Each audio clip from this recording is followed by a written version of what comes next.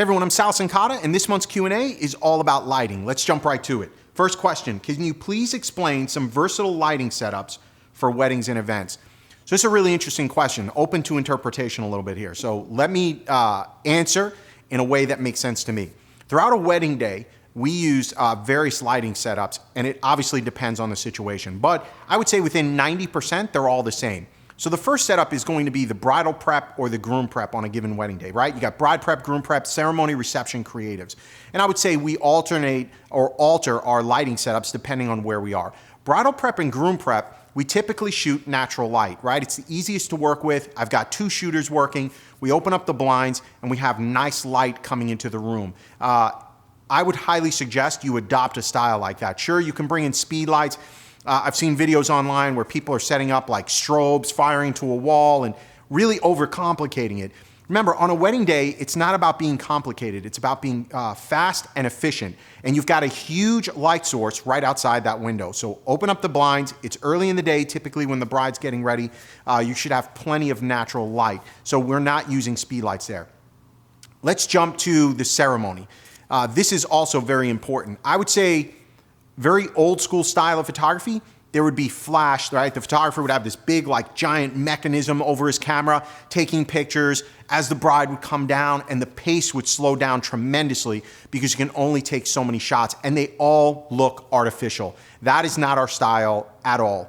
Instead, I would highly recommend you make the investment in fast glass. So we're still going to shoot natural or available light in a situation like that. It just allows us to get a much broader range of imagery. And of course, my first primary shooter and my second shooter are producing these images. So I would recommend an 85 1.2 if you're a Nikon shooter, an 85 1.4. You've gotta, and with today's cameras, you can really crank up that ISO and get a usable shot. So fast glass coupled with some of the more common or upgraded cameras is gonna allow you to work in a natural light environment with no flash in the church. But let's jump to the creative part of the day. The creative part of the day, obviously we're going to use a combination of natural light, that's what's there, reflector, if I'm producing bridal portraits, like nice headshots of the bride or the groom, we'll bring in a reflector, super easy to use. And then finally, when we're going to create a dramatic portrait, our signature style, we're bringing in either a speed light or a B1 into that situation. And that's how we're creating those big dramatic portraits with the dark sky. And that might not be your style, but that's a place where you would bring in some potential alternate lights. Something else you can do, let's jump to the reception. So at the reception, a typical lighting setup for us would be speed lights. We're not setting up B1s or B2s. We're working solely with speed lights in that environment. No soft boxes, we're bouncing off the ceiling, right? So we try to keep that footprint very, very small. And there's some other alternatives for reception, and I'll talk about later because there's a question around that. So as you can tell from a typical wedding setup for us, it's all about speed and efficiency and having the right tool for the job. You know, something else you can do with creatives in an environment like that is just like we're using here, we're using Westcott video lighting. I have that in my bag as well so that I can take at the reception hall, I can do something maybe a little bit more dark and dramatic and just use a ice light, something to that effect to have what you see is what you get and get that kind of lighting there. So really good question. Broad question. We could do a 20-minute Q&A just on that, but a really, really good question. Hope it helps. Next question, how do you create a signature lighting style on a budget? This is a really good question.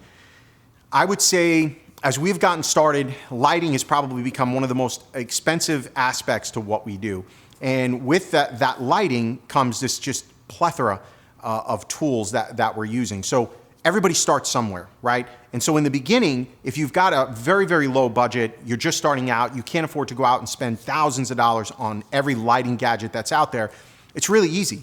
Speed light, right? Just start with a speed light. It's one of the simplest things you can do. It's a great light source. Yes, it's not as powerful as other items out there, studio strobes, things of that nature, but it's gonna get the job done and it's gonna help you create a signature style. Now, make the investment and buy the right speed light, meaning both Nikon, Canon, they produce Nikon is their 900, Canon is their 600. There's, and I don't know the exact number, but there's lower versions. Guys, you're gonna save like $100, $150, and you're gonna buy a flash unit that's putting out no power.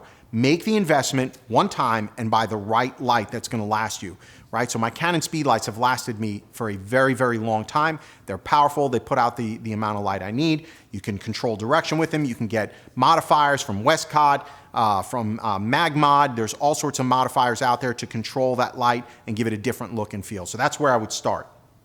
All right, what advice can you give to create a cinematic style lighting on location? So when it comes to cinematic lighting, I don't know that there's any right or wrong answer to that, right? I mean, that's cinema. You watch a movie, there's all sorts of different light looks, if you will. So my definition of cinematic lighting would be something more along the lines of a hard edge light. And so for that, I actually just use either a B1 or a speed light with very few modifiers on them. I like that hard edged light. That is my style, of course. You've got to define your style. What do you want your style to look like? Do you want it to be a big, soft, airy look? Or do you want it to be a hard edge, contrasty, super punchy style of light? Again, there's no right or wrong answer. You've got to get out there and start figuring it out. But that can be done with a speed light. That can be done with a studio strobe like a Profoto B1 or a Profoto B2. And then, of course, tons of modifiers out there. All right, next question. Do you have any tips for using CTO gels to color balance light? Absolutely. So the obvious answer first is go to your manufacturer and buy their CTO gel kit, right? I mean, that's the first thing. From there, it's really along the lines of how and when do you use it. And so there's several schools of thought here, several options for you, right? You can use CTO outside. So a lot of photographers, I'm going to tell you 3 different ways you can kind of use this and play with it. Several photographers will use quarter CTO, maybe even half CTO outdoor during daylight. And so daylight, this is going to require you to do a little bit of research and learn about the color temperature of light and understanding Kelvin. So do that research, go out there, look into it. All that being said, natural daylight, when you're outside, it's usually around 5,500 to 6,000 Kelvin. By firing in some CTO gel, you're going to warm up their skin tones, and that's a look that you could go for, right? So warm it up with the light that's already out there. When I'm using speed lights, for example, I like to use them at their color temperature, which is typically around 5,500 Kelvin. I like that look. It's a little bit cooler on the skin tones. That's my style. And so there's one option for you. Warm up the skin tones in an outdoor natural light setting. Second option for CTO would be to balance the light that's in a room. So let's say you're in a church or a hotel room and you've got on those lights that are in the room, right? They're typically warmer and orange, unless they're fluorescent. We're not going to talk about that right now. They're typically warmer and orange lights.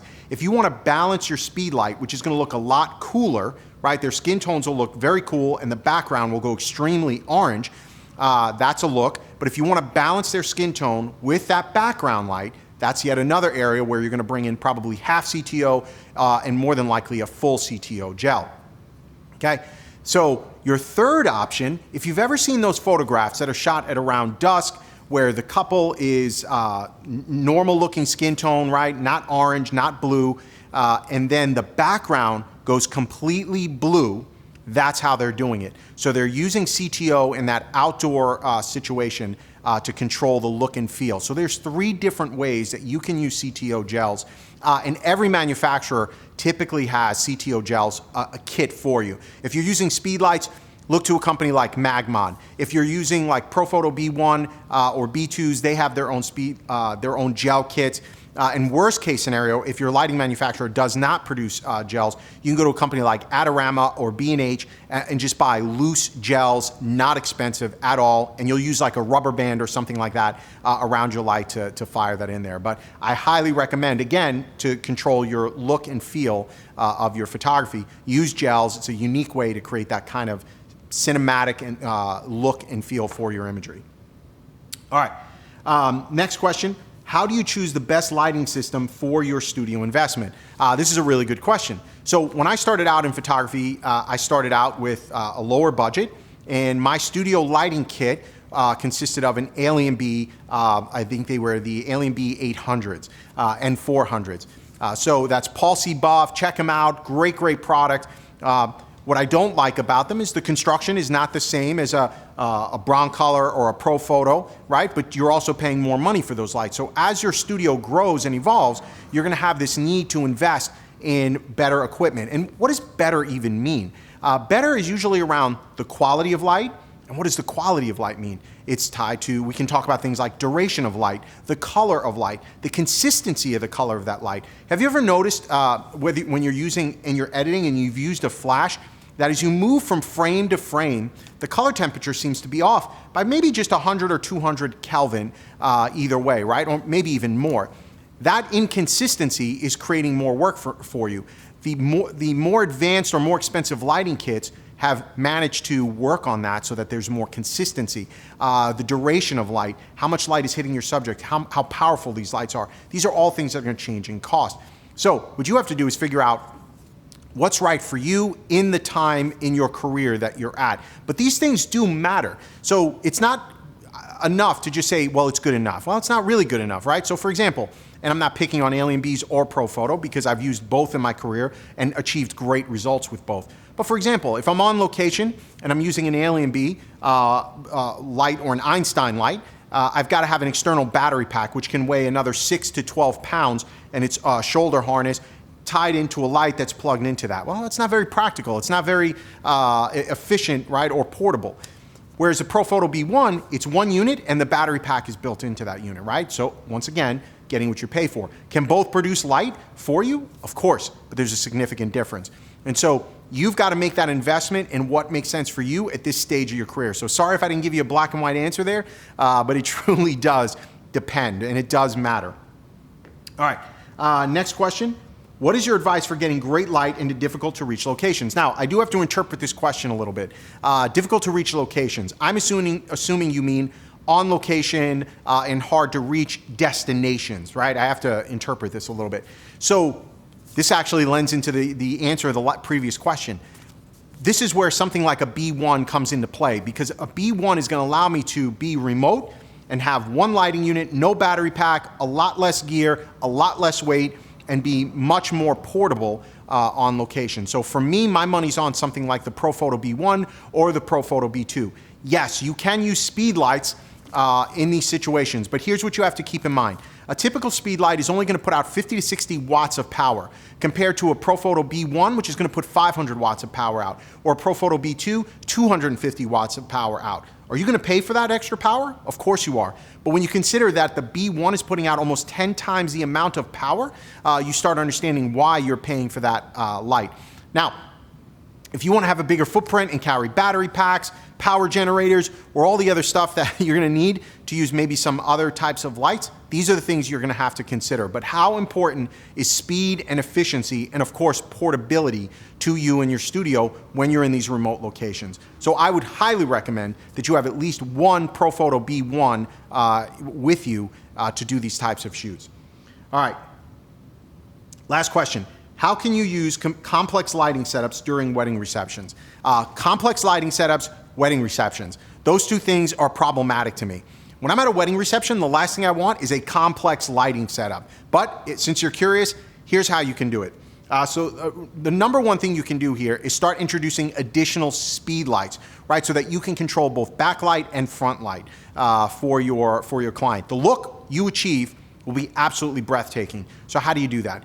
You've got to start understanding groups and speed lights and setting up different locations and nano stands. So something you're going to want to look into is buying a nano stand for your speed light, battery packs for your speed light, and setting up a speed light in each corner of the room. And having 4 speed lights, one in each corner, in different groupings, is going to allow you, right, to shoot from each side of the room and get a different look. If you've got a second shooter, you can set up alternate lights, right? So these corner, the alternate corners are going to be your light.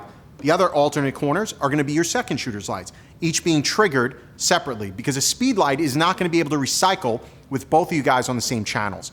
And so you have to start understanding how all this stuff works. Of course, it's practice, but you will get an incredible look. Now, that being said, I opt for, especially during receptions, a much more simpler lighting setup. What I like to do is use the DJ's lighting setup as my backlight. So I allow the DJ to light the couple from the backside, right, creating a nice edge and separation light. And then I'm using my speed light on camera, bouncing it off the ceiling to create a softer light on them, more complementary light on them. That is my style of lighting. It has worked for us for years. There are plenty of photographers out there doing amazing lighting setups at the receptions. It's just not my cup of tea. I want to move fast, quickly, efficiently, and get the shots I need. And after all, when it's all said and done, the images that my couples are putting in their albums and on their walls are not reception pictures, right? So I'm only going to spend so much time on something that I know they're not using. This is something you have to consider in your own business. So thank you for all the questions this month. Hope this helps. If you've enjoyed this and you want to learn more about lighting this month, be sure to visit BehindTheShutter.com.